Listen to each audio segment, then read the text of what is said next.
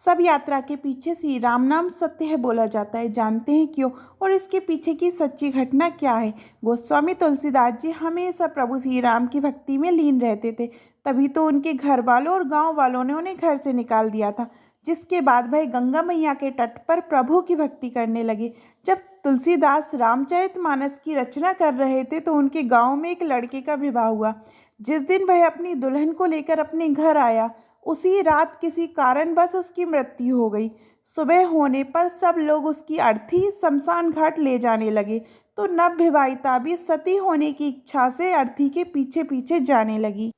लोग उसी रास्ते से जा रहे थे जिस रास्ते में तुलसीदास जी की कुटिया पड़ती थी।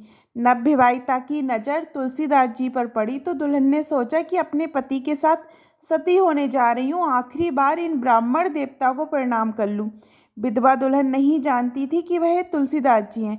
जब उसने उनके चरण छूकर प्रणाम किया तो उन्होंने उसे आशीर्वाद देते हुए अखंड सौभाग्यवती भवा कह दिया।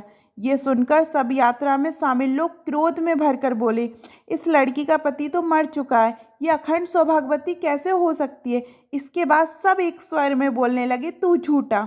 तुलसीदास जी बोले, हम झूठे हो सकते परंतु हमारे राम कभी झूठे नहीं हो सकते। सभी जोर जोर से बोलने लगे, इसका प्रमाण दो। तुलसीदास जी ने अर्थी को नीचे रखवाया और उस मृत युवक के पास जाकर उसके कान में कहा, राम नाम सत्य है। युवक हिलने लगा। दूसरी बार पुनः तुलसीदास जी ने उसके कान में कहा, राम नाम सत्य है। युवक के शरीर में कुछ चेतना आई। तुलसीदास जी ने जब तीसरी बार उसके कान में राम नाम सत्य कहा तो वह अर्थी से उठकर बाहर आ गया। सभी को बहुत आश्चर्य हुआ कि कोई मृत व्यक्ति कैसे जीवित हो सकता है।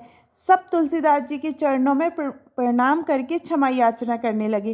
गोस्वामी तुलसीदास जी कहने लगे, अगर आप लोग इस रास्ते से नहीं गुजरते तो मेरे राम नाम को सत्य होने का प्रमाण कैसे मिलता? ये तो उस राम की लीला है। राम से बड़ा राम का नाम। उसी दिन से ये परंपरा शुरू हो गई। श्री राम का नाम सत्य है। बोलिए जय सिया राम।